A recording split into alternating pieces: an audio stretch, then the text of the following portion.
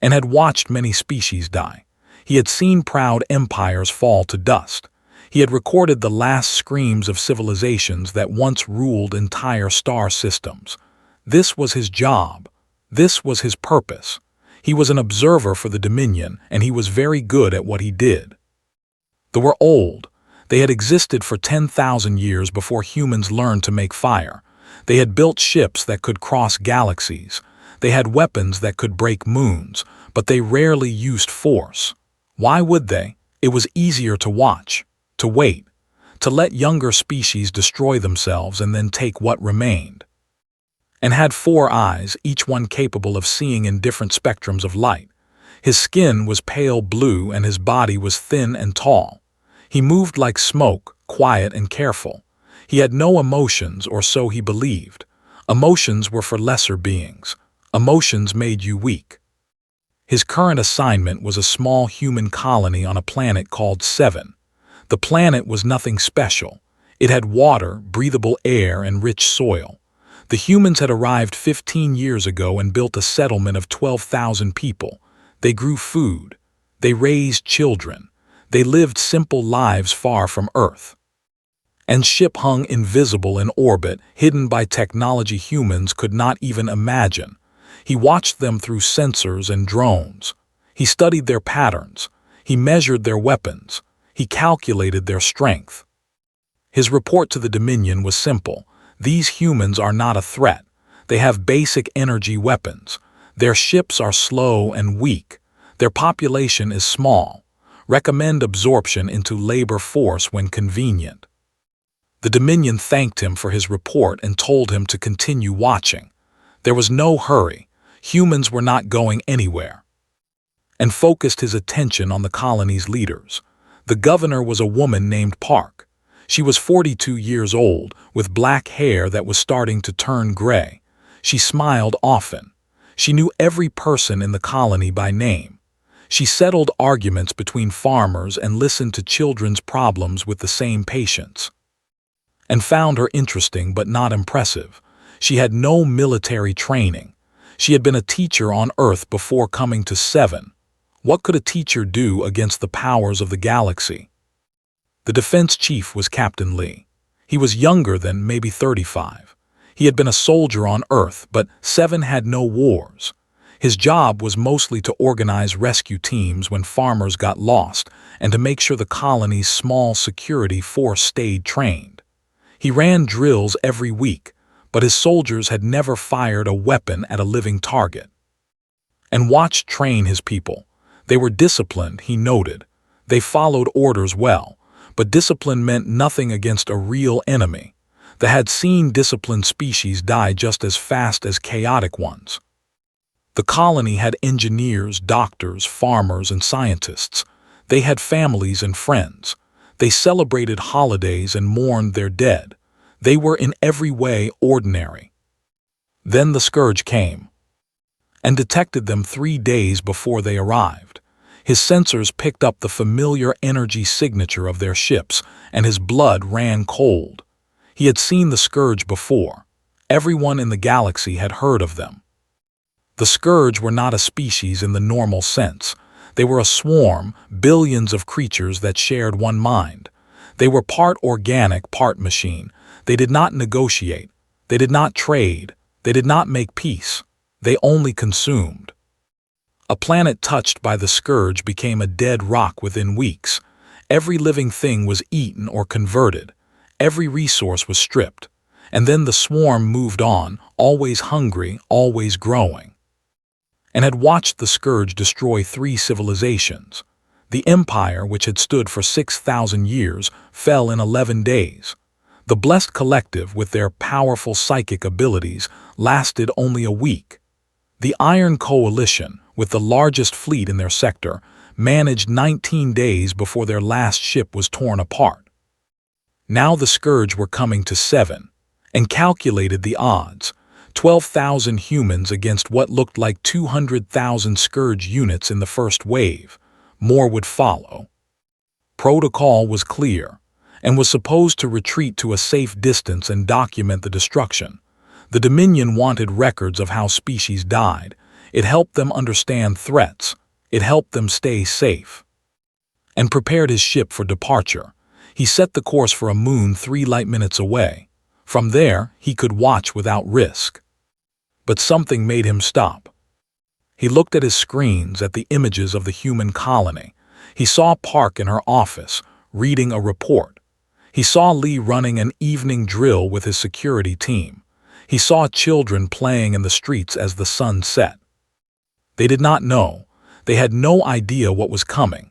Their sensors were too weak to detect the scourge. They would wake up in 3 days to find monsters falling from their sky. Ann's hand hovered over the control panel. He should leave. That was the protocol. That was the safe choice. But for reasons he could not explain, he stayed. He told himself it was for better data. The Dominion would want detailed records of how humans died. That was the logical reason. Deep inside, in a place Ann did not like to look, he knew the truth. He was curious. He had watched so many species die with fear in their eyes. He had seen them beg, surrender, and break. He wondered if humans would be different. He doubted it, but he wanted to see. 3 days, he thought. In 3 days, the scourge would arrive and 7 would burn, and Ann would watch as he always did. He had no idea how wrong he was. The scourge ships appeared in the sky like black wounds. They blocked the morning sun and cast shadows over the entire colony, and watched from his hidden ship as the humans looked up and saw death coming for them. He expected panic. He had seen it 100 times before. When species realized the scourge had found them, they screamed. They ran. They trampled each other trying to escape ships that were not fast enough to outrun the swarm. But the humans did not panic. Governor Park stood in the central plaza, surrounded by her people. She climbed onto a cargo crate so everyone could see her. Her face was pale, but her voice was steady when she spoke. "I will not lie to you," she said. "What is coming is dangerous. Our sensors have identified them now. They are called the Scourge. Many worlds have fallen to them." The crowd was silent, and zoomed his sensors closer, studying their faces. He saw fear, yes, but he saw something else too, something he could not name. "They expect us to run," continued. "They expect us to die quietly. They have seen it before, species that surrender, species that break, species that give up." She paused and looked across the crowd, and saw her eyes find a young mother holding a baby, an old man with shaking hands, a teenager standing next to his younger sister. "But we are not those species," said. "We are human, and humans do not die quietly." The crowd did not cheer. This was not a moment for cheering, but something passed through them, a wave of something hard and cold. Their backs straightened, their jaws tightened. Captain Lee stepped forward. He had already changed into combat armor. His face was calm, but Ann could see his hands were steady. This was a man who had accepted what was coming. "We have 6 hours before they land," said. 6 hours to turn this colony into a fortress. I need every person who can hold a weapon to report to the armory. Everyone else, we need you too. We need people to build walls. We need people to dig trenches. We need medics, runners, and cooks. Everyone has a job. No one is useless. The crowd broke apart with purpose. There was no confusion. Parents sent their children to the underground shelters, then walked to their assigned positions. Farmers picked up tools that could be weapons. Teachers organized supply lines. And watched in fascination. He had never seen a species organized so fast. The Empire had military training programs that lasted decades, and they had still fallen into chaos when the Scourge came. These humans had no such training. They were farmers and scientists, yet they moved like a single machine. A young engineer named ran to the mining sector. Within 2 hours, she had converted 3 industrial laser cutters into artillery cannons. They were rough and ugly, but sensors confirmed they could cut through Scourge armor.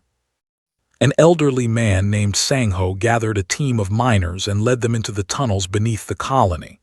and drones followed them and watched as they set traps, explosives, and ambush points.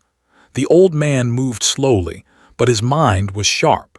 He turned the tunnels into a death maze. Organized the main defense. He placed shooters on rooftops and behind barriers. He created fallback positions so that if one line fell, the defenders could retreat to another. He assigned the best fighters to the most dangerous spots and made sure every position had medical supplies. Did not fight, her job was different. She walked through the colony speaking to everyone she passed. She remembered their names. She asked about their families. She thanked them for their courage. And noticed something strange. After spoke to someone, they stood a little taller. They gripped their weapons a little. She was not a warrior, but she was making warriors. The 6 hours passed like minutes. The scourge fell from the sky like rain. They crashed into the fields outside the colony and the swarm poured out, and counted them as they came. 10,000, 20,000, 50,000, they kept coming. The creatures were horrible. They had too many legs and mouths that opened in the wrong places. Their bodies were covered in metal plates grown from consumed machines. Their eyes glowed with cold hunger. The first wave charged at the colony walls. 200,000 units, moving like a black tide. Fired her laser cannons. The beams cut through the swarm like hot knives through paper. Hundreds of creatures fell, but thousands more came. The human shooters opened fire. Their energy weapons were weaker than the lasers, but there were many of them. The scourge fell by the dozens, then by the hundreds. But still they came. The swarm hit the walls. Creatures climbed over each other, piling up like living ladders. Human soldiers fired point-blank into the mass. Some were pulled down and torn apart. Others kept shooting until their weapons overheated, then fought with knives and fists. Was everywhere, and watched him run from position to position, filling gaps, dragging wounded soldiers to safety and leading counterattacks when the line broke. He should have died a dozen times. He did not. The first wave lasted 4 hours. When it ended, the ground was covered with scourge bodies. The walls were scorched and cracked. 37 humans were dead. But the colony still stood and stared at his sensors, unable to believe what he was seeing. 200,000 scourge against 12,000 humans. The humans should have been overrun in minutes. Instead, they had held. He thought, how is this possible? He did not know yet, but he was beginning to understand that he had made a mistake. He had calculated human strength by their weapons and numbers. He had not calculated something else, something that did not fit in reports. He did not have a word for it yet, but he would learn. The second wave came 6 hours after the first. The humans had not slept. They had used the time to repair walls, treat the wounded, and drag scourge bodies away from their defenses. Their faces were gray with exhaustion, but their eyes were still sharp. And watched them and felt something he had not felt in centuries. He was impressed. The second wave was larger, 300,000 units. They learned from the first attack and spread out, making the laser cannons less effective. They attacked from multiple directions at once. The humans adapted, split his forces into mobile teams that could move where they were needed, created smaller weapons from spare parts, and gave them to runners who could carry them across the battlefield. Sangho's tunnel traps began to work, collapsing entire sections of ground beneath scourge formations. On the east wall, a section of defenders was overwhelmed. 20 scourge creatures broke through and charged toward the civilian shelters, and watched, certain this was the end. A woman stepped into their path. Her name was, she was a botanist. She studied plants for a living. She had never killed anything larger than an insect.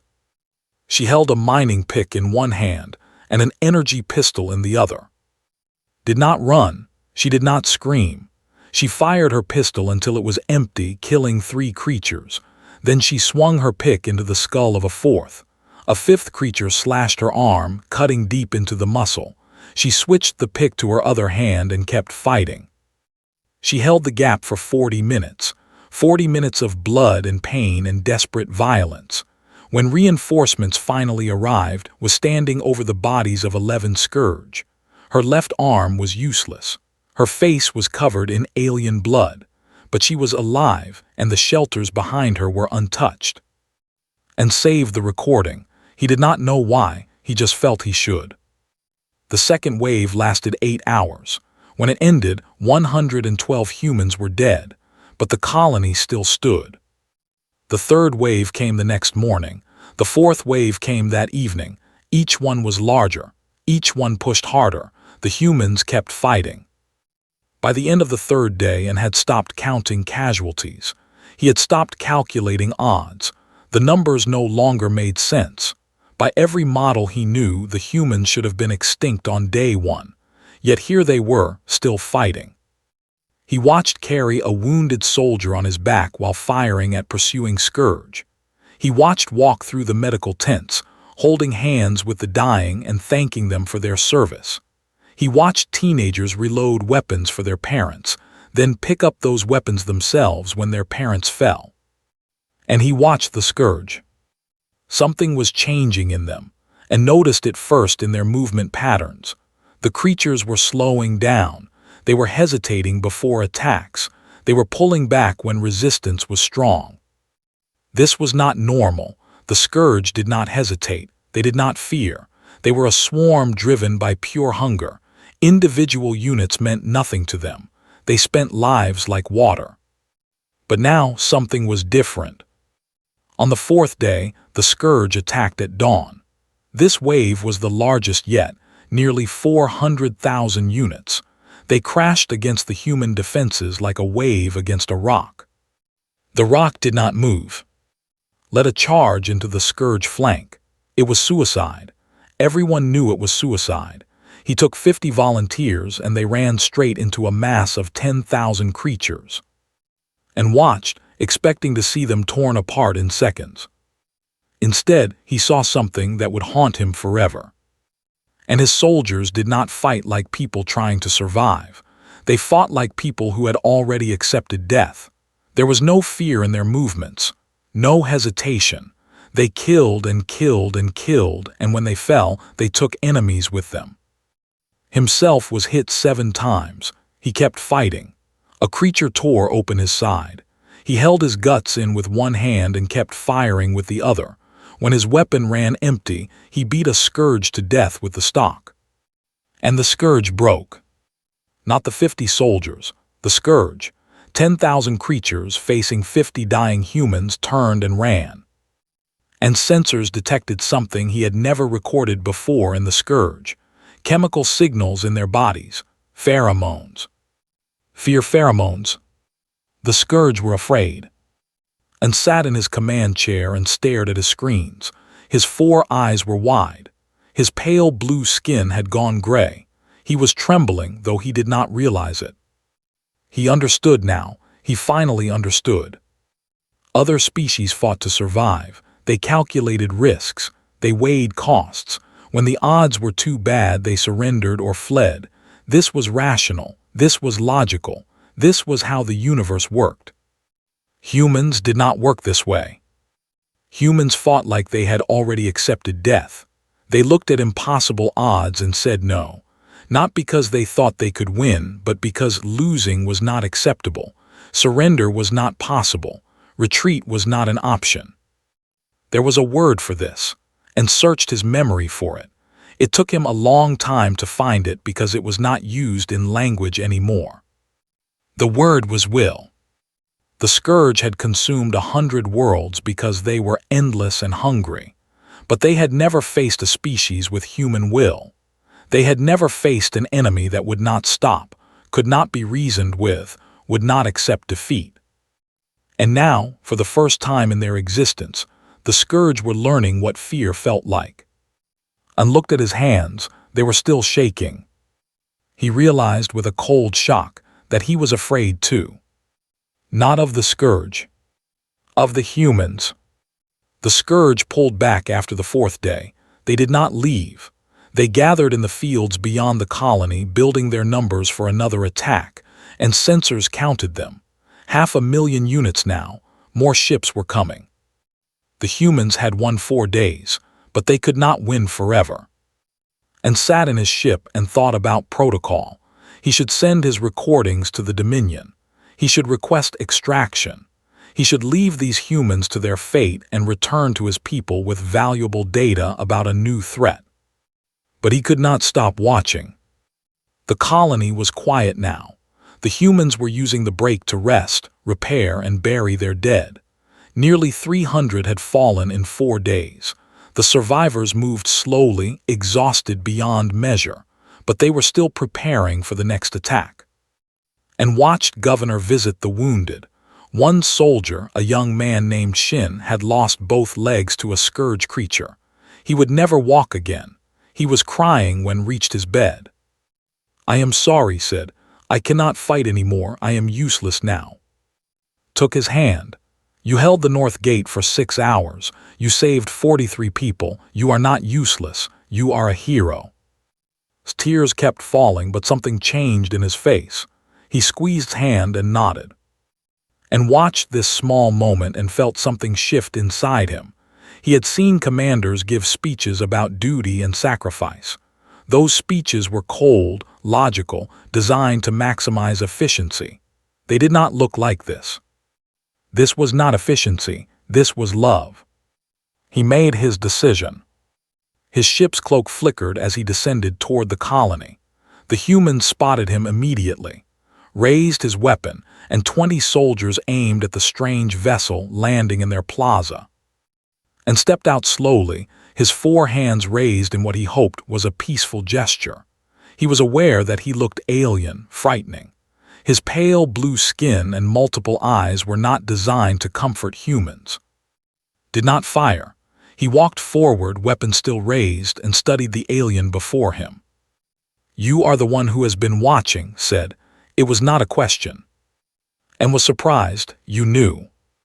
We detected your ship on day 2. We did not have resources to deal with you." His voice was flat. "Are you here to help or to finish us?" "I am here to help," and said, "if you will allow me." Lowered his weapon slightly. "Why?" It was a simple question, and did not have a simple answer. He stood there, searching for words, and finally spoke the truth.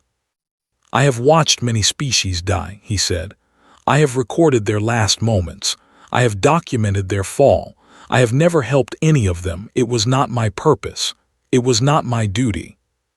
He paused. His 4 eyes looked across the plaza at the tired, wounded, unbroken humans. "But I have never seen anything like you. I have never seen a species fight like this. You should be dead. Every calculation says you should be dead, but you are not, and I want to understand why." Stared at him for a long moment. Then he nodded once. "Come with me. We need to talk to the governor." Met them in her office. It was a small room with a cracked window and a desk covered in reports. She looked at him without fear, only curiosity. "You are," she said. "I read about your people in old Earth files. You watch and wait. You never interfere." "That is correct," and said, "until now." He explained what he could offer, tactical data about the Scourge, their communication frequencies, their weakness points. They had studied the swarm for centuries. They knew things humans did not. Listened. When he finished, she nodded. "We accept your help," she said. "Thank you." And was confused. "You do not want to know what I want in return." Smiled. It was a tired smile, but real. "Do you want something in return?"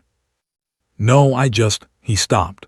"Other species always ask. They always suspect tricks. Maybe other species have more time for suspicion. We do not. If you are lying, we die a little sooner. If you are telling truth, maybe we live. It is a simple choice." And had no answer for this. Human logic was strange to him, direct, simple, almost childlike, but also somehow pure. As they worked together on the defense plans, and asked the question that had been burning in his mind. "Why do you fight? You could have surrendered, you could have fled. Your ships might have escaped with some of your people. Why stay and die?" looked up from the tactical map, through the window, and could see humans building new defenses. He saw his younger sister, a girl named, carrying ammunition to a gun position. He saw an old doctor named stitching wounds while humming a soft song. "Look at them," said. "Every one of them is someone's child, someone's parent, someone's friend. They have dreams, they have memories, they have lives that matter." She turned back to Anne. "If we ran, maybe some would escape, but many would die, and the ones who lived would have to remember that they left their family, their friends, their home. That is not living, that is just surviving." "Is there a difference?" Anne asked. Nodded. "Surviving means your body continues. Living means your soul does too." And thought about this for a long time. His people had survived for 10,000 years. They had watched. They had waited. They had let others fight and die. Were they living or just surviving? He did not know anymore. The Scourge would attack again soon. 500,000 units against 3,000 remaining defenders. The odds were worse than ever. But for the first time in his long life, and was not going to watch. He was going to fight. The final battle began at midnight. The Scourge did not wait for dawn. They came in darkness, hopping to catch the humans sleeping. They were wrong. Had prepared for a night attack. Lights blazed across the colony's walls.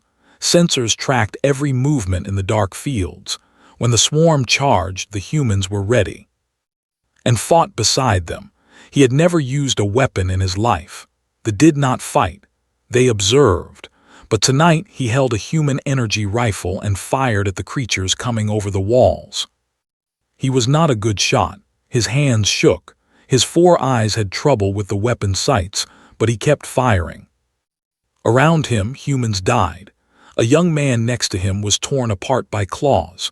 A woman behind him was dragged screaming into the dark. The sound of death was everywhere. But the humans did not break. Had spent the rest period building something new. It was ugly. It was dangerous. It was a bomb made from mining explosives and reactor fuel. She called it her farewell gift. When the Scourge broke through, the east wall was there. She stood in the gap with her bomb held high. The creatures rushed toward her, hundreds of them, a wave of hunger and teeth. Smiled, she pressed the trigger. The explosion killed everything within 50 meters. The Scourge, part of the wall. When the light faded, there was only a crater where the gap had been. And stared at the smoke. She had known, she had chosen. The battle continued. Sang-Ho was too old to fight on the walls.